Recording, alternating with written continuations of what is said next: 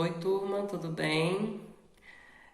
Com muita satisfação que hoje nós, encerraremos esse módulo de comunicações orais, né? E nós vimos durante esse módulo a arte da comunicação, né? Analisando o emissor da mensagem, o receptor e a própria mensagem, né? E nós vimos que essa mensagem ela deve estar ausente de ruídos e bloqueios para que o receptor possa entender, né? Ambos, seja o emissor ou o receptor, eles têm interesses, né?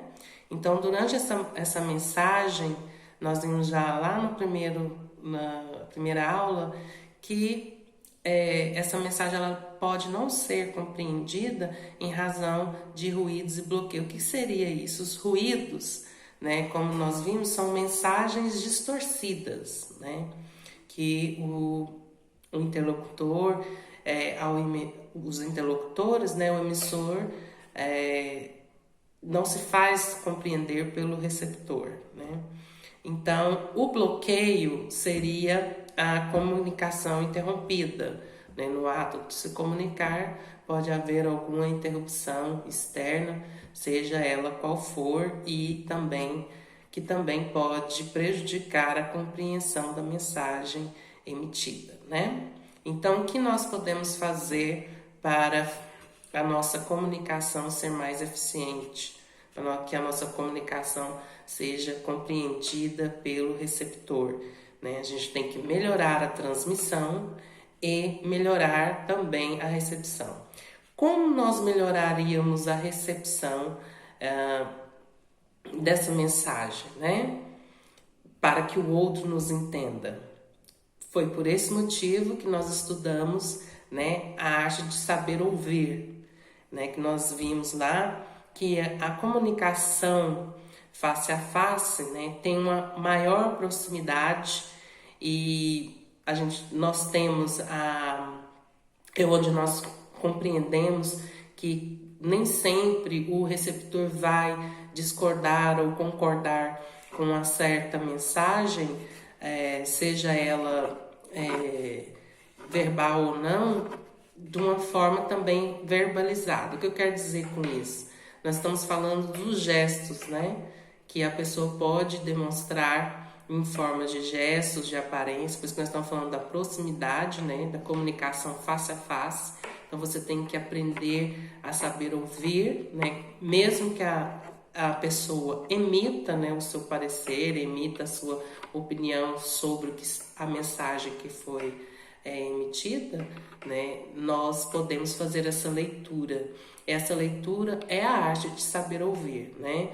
É analisar. Muitas das vezes, sempre nós nos deparamos com conversas com outras pessoas e você percebe, mesmo que a pessoa tem aqui a essência do que você disse, mas a expressão corporal dela não corresponde ao que ela está dizendo. Nós temos muito isso, vemos muito isso nos relacionamentos afetivos, seja eles amorosos ou entre família, né, e amigos, tá? Então, quando nós vimos a questão do saber ouvir, nós vimos lá os tópicos de distinguir o momento oportuno de você emitir a sua mensagem, né, o momento oportuno, ou seja, nós vimos também que para você ter uma boa comunicação, você precisa ouvir mais, né? Tem que ouvir mais a outra pessoa, a pessoa tem que se expressar, né? E as suas palavras devem ser reforçadas por ações. Remete um pouco ao que eu disse anteriormente, né? Então, as suas ações, seja um simples gesto, se você concorda com aquilo, mas você já demonstra, né, no seu modo de estar, o seu corpo conversa dizendo que não concorda com aquilo, né? Então sua mensagem tem que ser reforçada pelas suas ações. Eu tenho um problema sério com isso, que quando eu falo que gosto dos meus alunos e tudo, eu abraço, né? Vocês já viram. E como diz alguns colegas, né? Gesticula demais. É isso aí. E esse outro tópico aqui que é bem a minha cara, eu acho essencial.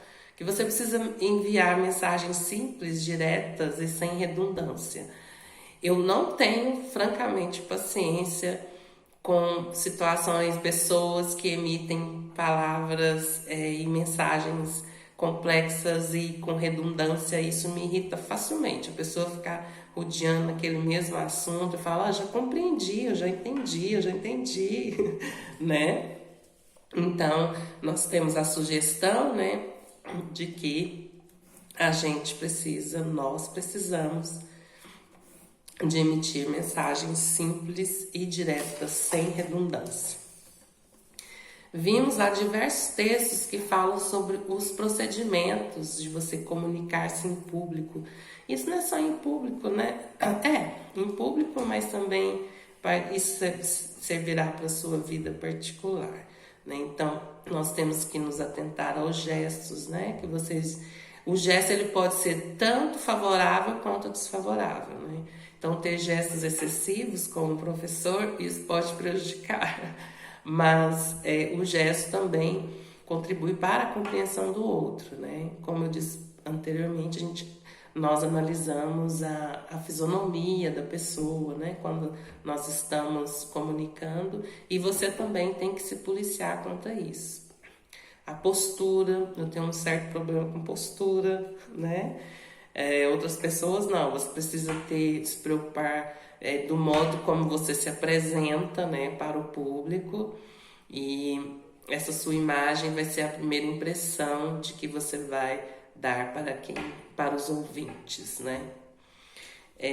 O tom de voz, você precisa ter um tom de voz que nós vimos também que não seja muito agudo, né? Nem muito grave, e tem que ter um certo ritmo. Se você passar uma comunicação com um ritmo muito acelerado, vai deixar a desejar ao receptor, e assim ele perdeu o interesse pelo que você está dizendo, né? E nós temos que perceber muito isso, né? E é interessante que nós temos que, como nós vimos na aula passada, isso remete também para facilitar essas condições, esses procedimentos, nós temos que ter o quê? Conhecimento. Conhecimento do que vai ser dito em público, né? Aqui nós já estamos voltando para comunicação para um público, né? O ritmo de voz, o tom de voz e a entonação, né? Então, aqui ligado à voz.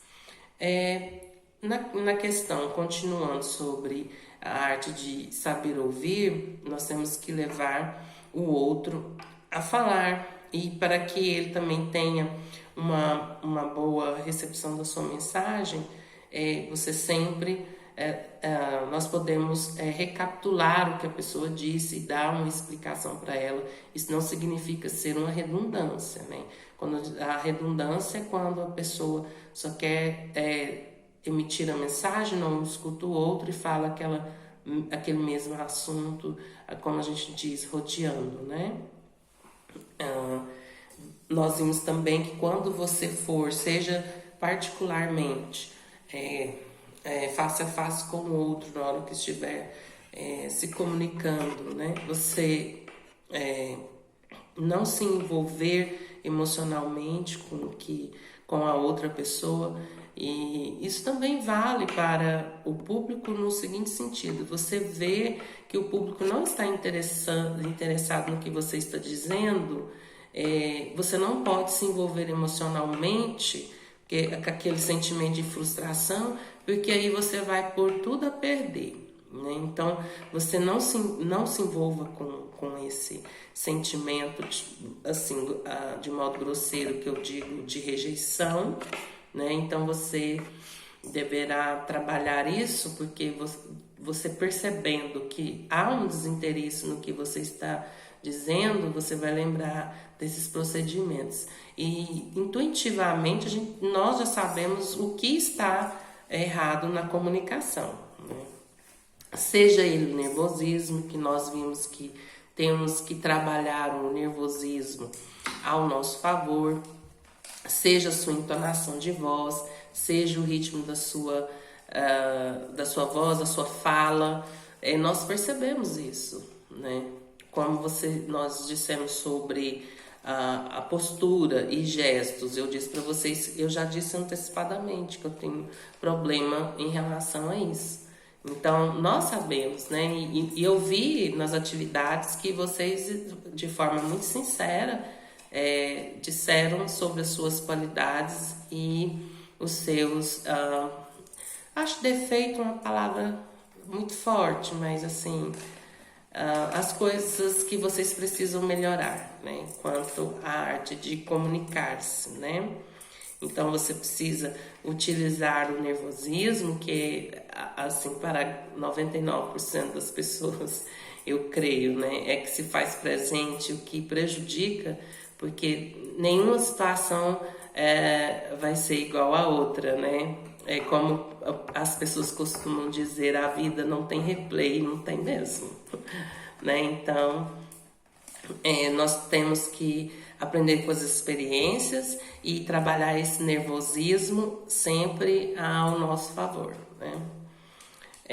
Então, como eu disse anteriormente para vocês, na questão da arte de se comunicar, nós vimos lá naqueles textinhos que nós estudamos nas outras aulas, que nós precisamos fazer? Preparar-se bem, procurar os olhares amigos, né, em público, pessoas que estão receptivas mesmo com o que você está dizendo, falar pausadamente, ou seja, que já está se referindo ao ritmo de voz, né, ao tom de voz.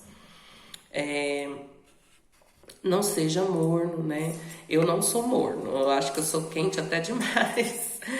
Você não ser morno, né? Não ser a famosa água de batata. Falar baixo. Aqui nós já estamos falando sobre questão da pessoa falar muito alto e muitas das vezes também em tom muito agudo, né? Que nós vimos nos textos, pode prejudicar e causar o desinteresse do público, né? Não usar vocábulos rebuscados, né? Notadamente, hoje em dia, utilizar palavras rebuscadas já saiu de moda.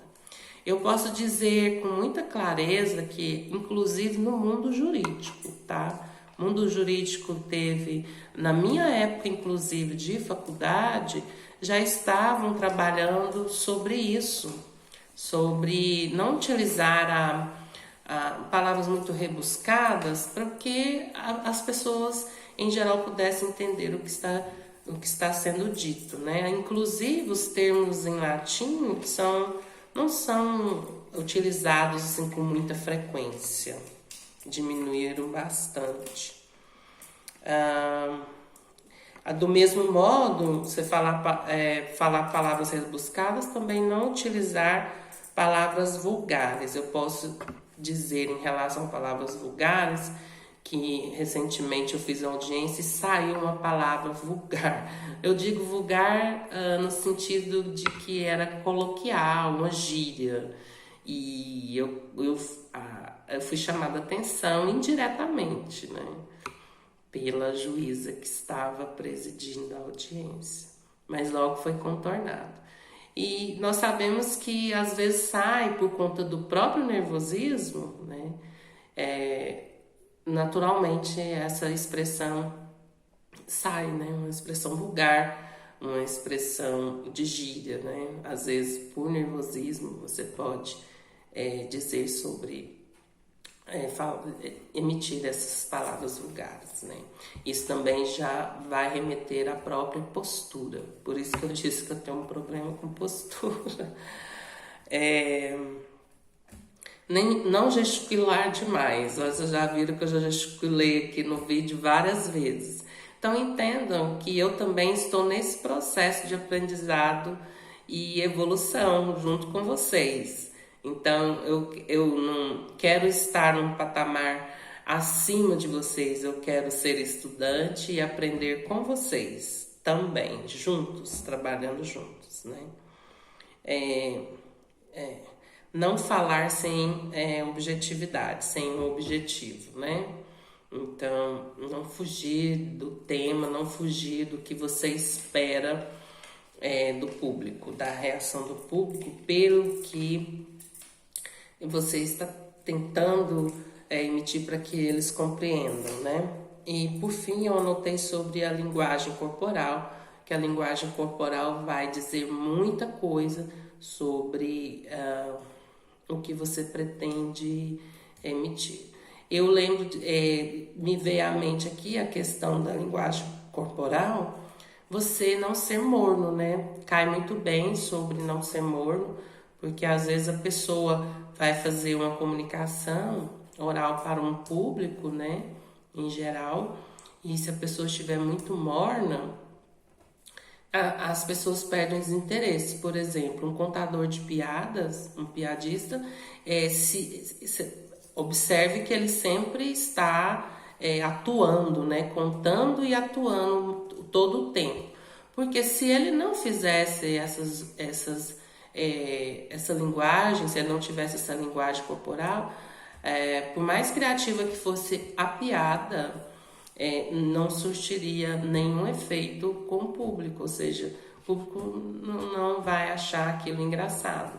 A gente sempre vê em filmes, né? Sempre tem em alguns filmes a pessoa que tenta contar uma piada e a pessoa não tem, né?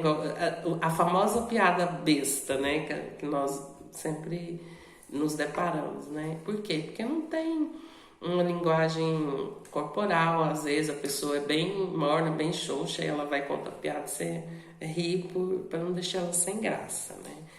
Então a linguagem corporal também é muito importante.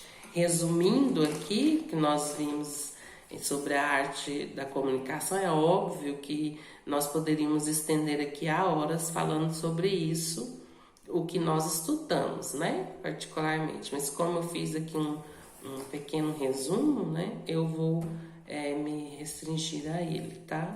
Então, nós falamos sobre, né, os interesses dos interlocutores, né, que tem o emissor, a mensagem, o receptor, e que nós temos que evitar os ruídos e os bloqueios, que os ruídos são mensagens distorcidas e os bloqueios uma comunicação interrompida. Então nós precisamos melhorar a transmissão, precisamos melhorar a recepção e saber ouvir, né? Saber ouvir o outro, principalmente numa comunicação face a face, que há uma proximidade, onde você vai poder sentir a pessoa. Eu falo sentir no sentido saudável, perceber, né, em linguagem corporal, que a pessoa está recebendo a sua mensagem de uma forma satisfatória. E você, aqui nós vemos que você precisa distinguir o momento oportuno de falar, ou seja, nós vimos também nos textos questão do silêncio, porque o silêncio também é uma forma de comunicação e também é uma forma de respeito e saber ouvir, que você tem que respeitar aquele momento da pessoa para você poder continuar a um diálogo, né? E que suas palavras devem ser reforçadas pelas suas ações, né? Como eu disse anteriormente, não é só falar, a gente sempre usa esse vocábulo, né? Esse dito popular, né? Falar é fácil. Quem nunca disse isso? Falar é fácil. É justamente isso, que as suas palavras elas têm que condizer com as suas ações, né? E que as mensagens devem ser simples, diretas, sem redundância. Os procedimentos que nós vimos, gesto, postura, tom de voz, ritmo de voz, entonação, né? A questão da recapitulação, também famoso feedback, né? Ou também tem a questão do feedback para você poder melhorar a sua comunicação, né? E que você não pode se envolver emocionalmente, principalmente quando você está falando seja com o público ou individualmente, principalmente individualmente, para você, quando você for tentar procurar uma solução para alguma questão, principalmente no trabalho, em relação vocês no trabalho irão lidar com muita proximidade com um determinado empregado, como técnico de segurança do trabalho, que vocês vão trabalhar com EPI e EPC, então você não pode se envolver emocionalmente com os problemas. Então vocês vão ouvir, né? Vão analisar de forma racional e dar uma solução para aquela pessoa, para aquela situação, né?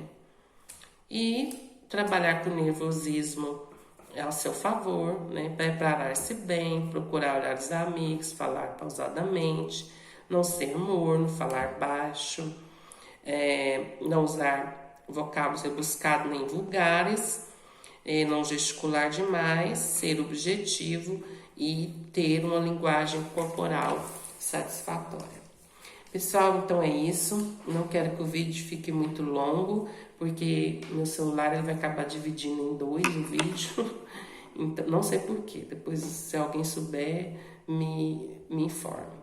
Então, foi um prazer muito grande, uma satisfação estudar e aprender com vocês sobre comunicação, comunicações orais, e eu espero aprimorar, porque isso é novo para mim.